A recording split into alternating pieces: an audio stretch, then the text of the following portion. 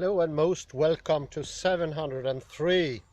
And I thought it's so interesting with this language acquiring theory. I will continue those loads. And we are here today. It's a beautiful snowy day. It's seldom we get this amount of snow this early in the winter here in Gothenburg, I'd had to say as well, or the west coast, because of the warm climate coming in from the Gulf Stream, of course. But we were talking about given enough comprehensible input, I+1 is present. Well, the second corollary states that if you provide students with enough comprehensible input, the structures they are ready to acquire will be present in the input. We don't have to make sure they are. We don't have to deliberately focus on certain points of grammar. If this corollary is correct, it means the end of grammatically based language teaching.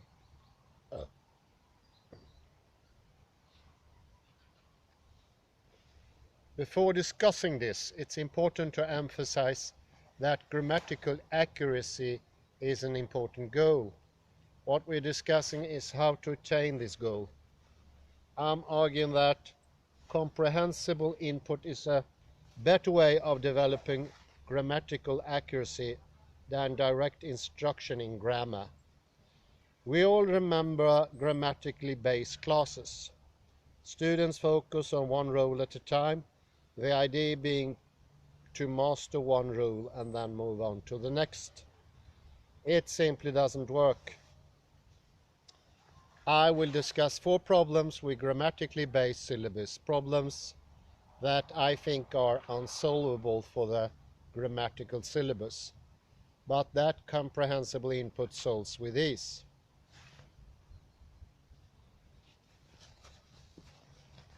What if a student misses class one day?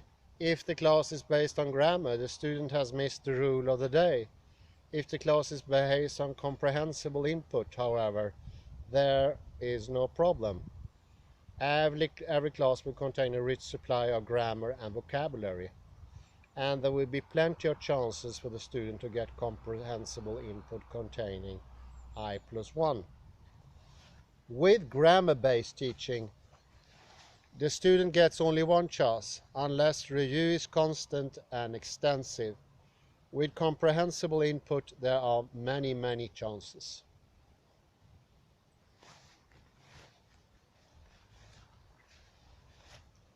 Even though we all acquire language in the same manner, there are individual differences in the speed of the acquiring. Some students in the class will progress faster than others. Individual variation in rate is especially likely in second language classes. Some students get more input outside of class than others. If the rule of the day is the past tense, some students may have already acquired it, and some may be nowhere near ready. With comprehensible input, everybody's covered, even though I+1 may be different for different students. We need to know exactly where each student is on his or her developmental path. All we need to do is to provide a great deal of comprehensible input. In order to teach grammar, a teacher has to know grammar, and this is a task that is getting harder every day. With each new discovery, with each new grammatical rule, each new rule of sociolinguistic competence, the curriculum gets more and more complex, and it will never end. But if instruction is based on comprehensible input, this problem disappears. If comprehensible input is plentiful, the students will absorb the rules. Teachers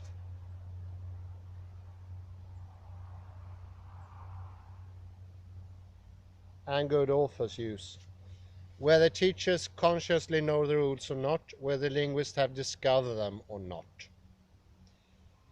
And the fourth corollary here is the final problem with grammar teaching is the most serious. It's boring.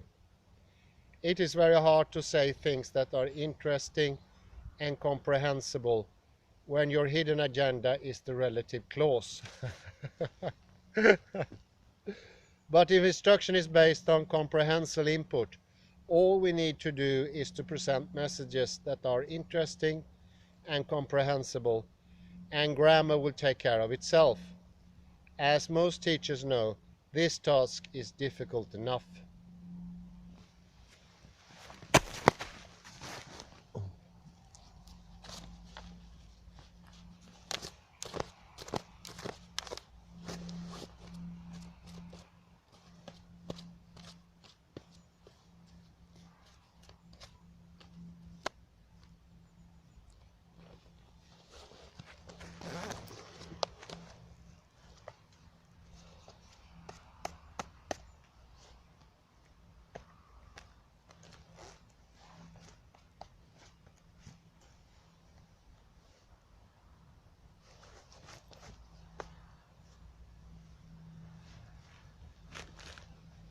This could be problematic.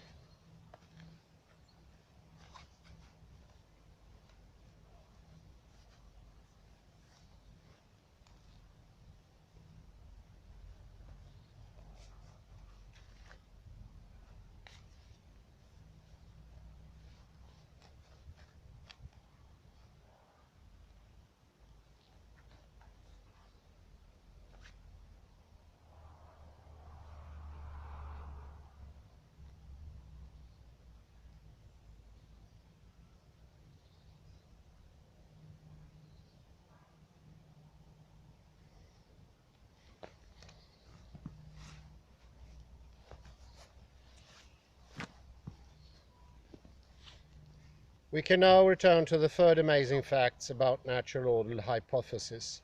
With comprehensible input-based language teaching, the syllabus is not based on natural order. If the argument presented in this section are correct, the syllabus is not based on any grammatical order. Rather, students will acquire the language in natural order as a result of getting comprehensible input.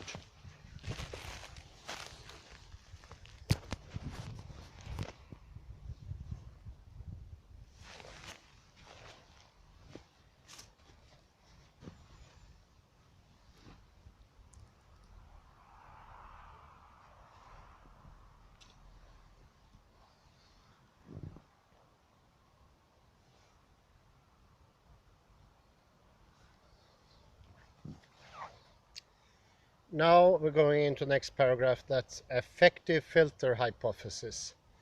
The affective filter hypothesis claims that affective variables do not impact language acquisition directly, but prevent input from reading what Chomsky has called the language acquisition device, the part of the brain responsible for language acquisition.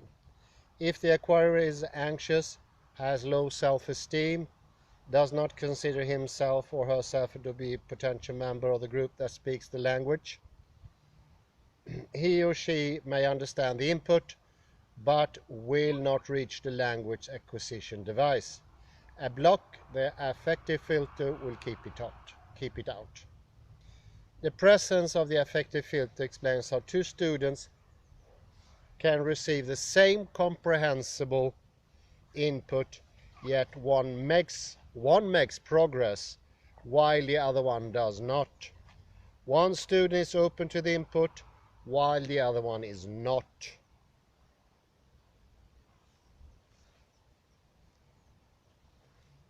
Well, we're slugging into paragraph 2, applications. Do we need language classes? That's maybe a pertinent question now, thinking of what we just discussed. Most people don't think that language classes are necessary. Most people would say that the best way to acquire another language is to go to the country where it's spoken. But for beginners, this is bad advice. If a beginner goes to the country, he or she will only encounter a great deal of incomprehensible input. Beginners are much better off in a well-taught language class. Good language classes will give the beginner the comprehensible input that the outside world will supply only very reluctantly. A beginner can get more comprehensible input in one session of a well-taught language class than from several days of being in the country. The goal of language classes is to bring the beginner to a point where he or she can go to the country and obtain comprehensible input. It is important to point out that the goal of language classes is not to bring the student to the highest levels of competence. The goal is to bring students to the intermediate level. When foreign language students reach this level, they can go to the country and continue to improve on their own. They can have conversations and read at least some authentic texts. When second language students reach this stage,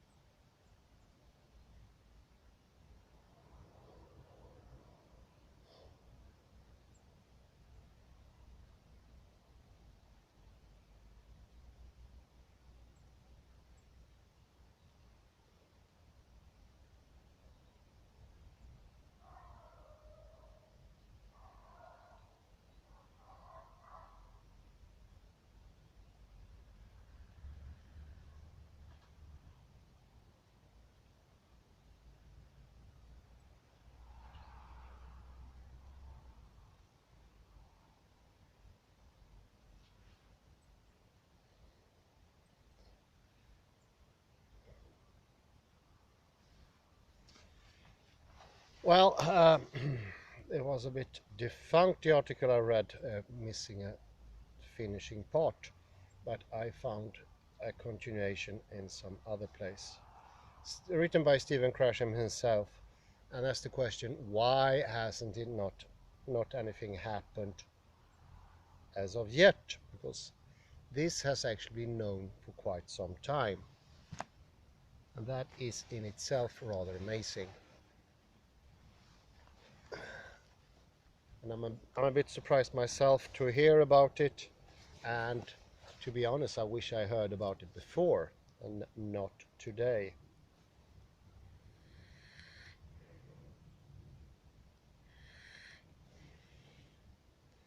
A lot of my queries could have been answered by now if I'd known.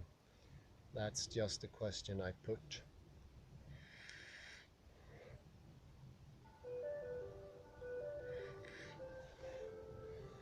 And of course it's similar. As we mentioned before, we know that space is a hologram. It's nothing like the coordinate system of Descartes. I think that begs the point, because how could the invention of the coordinate system affect space? How would the causal relation be? Because no one has said that Descartes discovered space. Why would it be so odd and oddly practical to make calculations in the calculus? That's a pertinent question as well. Space is a hologram, or much closer to a hologram. And here we look at language as a hologram. In each word, the whole thing is hidden. So we have, in the traditional view, the idea that language follows rules, or at least one can aptly describe how language works with rules, and those rules are what governs language. But likelier is that language, because if space is a hologram and time is a hologram, it's very hard to say that language cannot be a hologram. Rather, it has to be a hologram as well.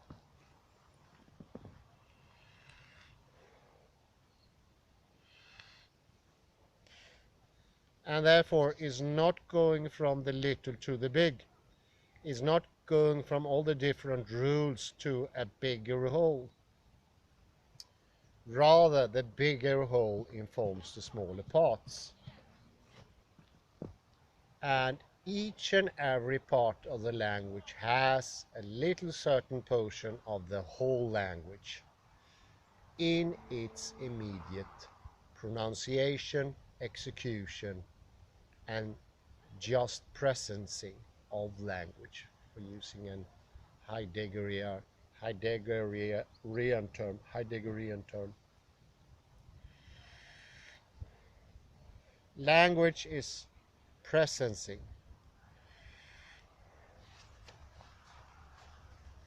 And is in this presencing we go an odd way about if we focus our ideas on the rules that are more forehand and are not part of the actual language. They were constructed ex posteriori and in the idea that the rules for some magical purpose could be outside language. So language do not contain its own rules inside of each word, inside of each sentence, together with pronunciation, stress, body language, intonation, everything is there as a whole. How could it be that language is just like one-dimensional line, like a text on a piece of paper going from one end to the other?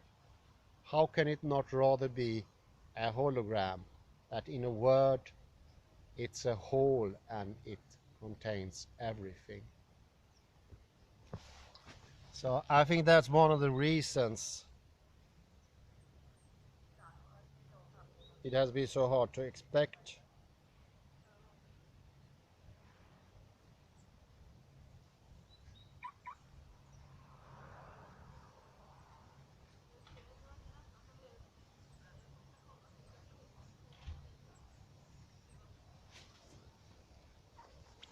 And have some suggestions why we haven't come about to change. We haven't even sent a message out to people.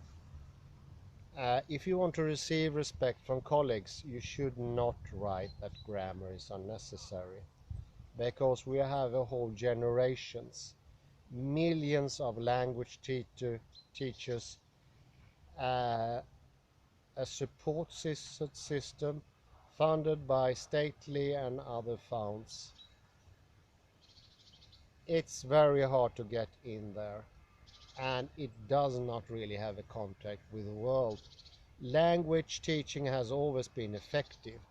It's taken for granted since generations that language teaching shouldn't be effective. And that's why we say language is hard to learn. That has to do with its ineffectiveness. I had to myself learn language at school, at university, and then go to the country, and then the learning process started.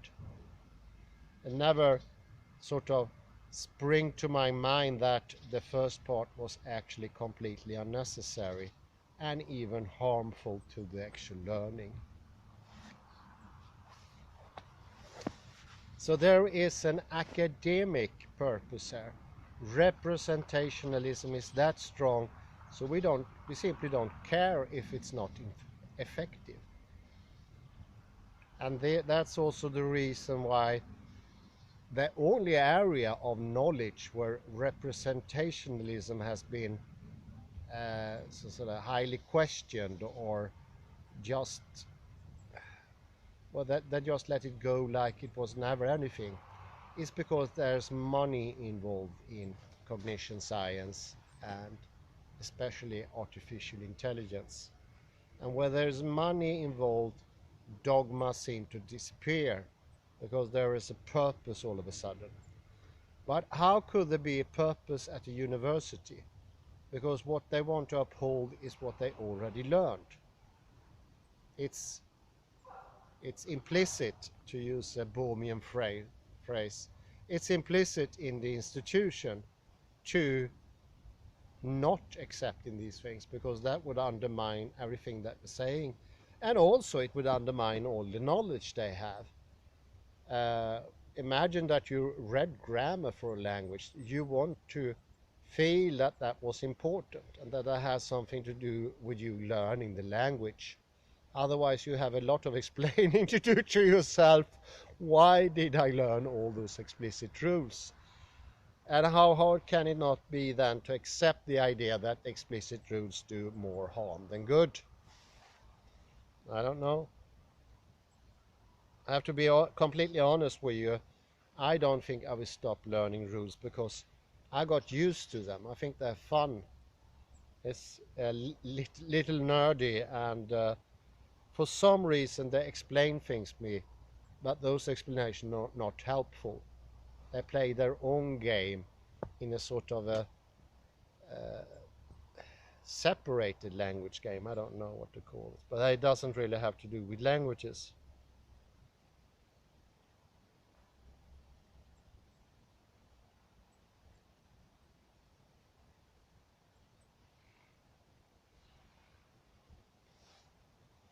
Another thing is this chap, when he's expressing himself, way much to the point. There is a tradition within academia not to express your views clear. And the reason being, if you do that, you will end up with a lot of criticism.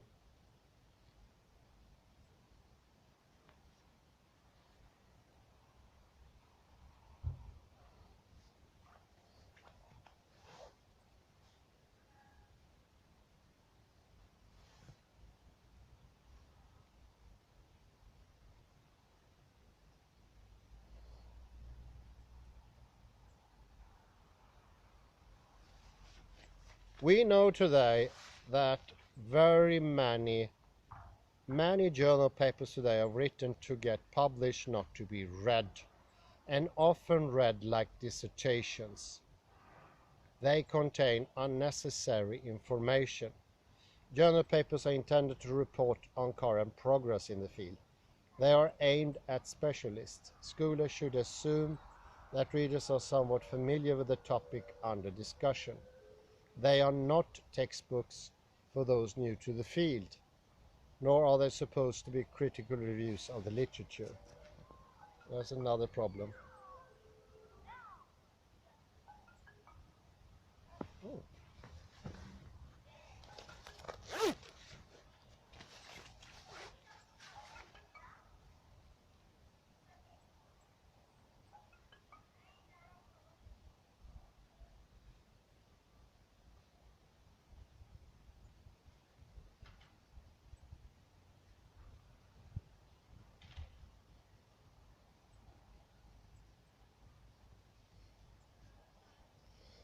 Just a second here.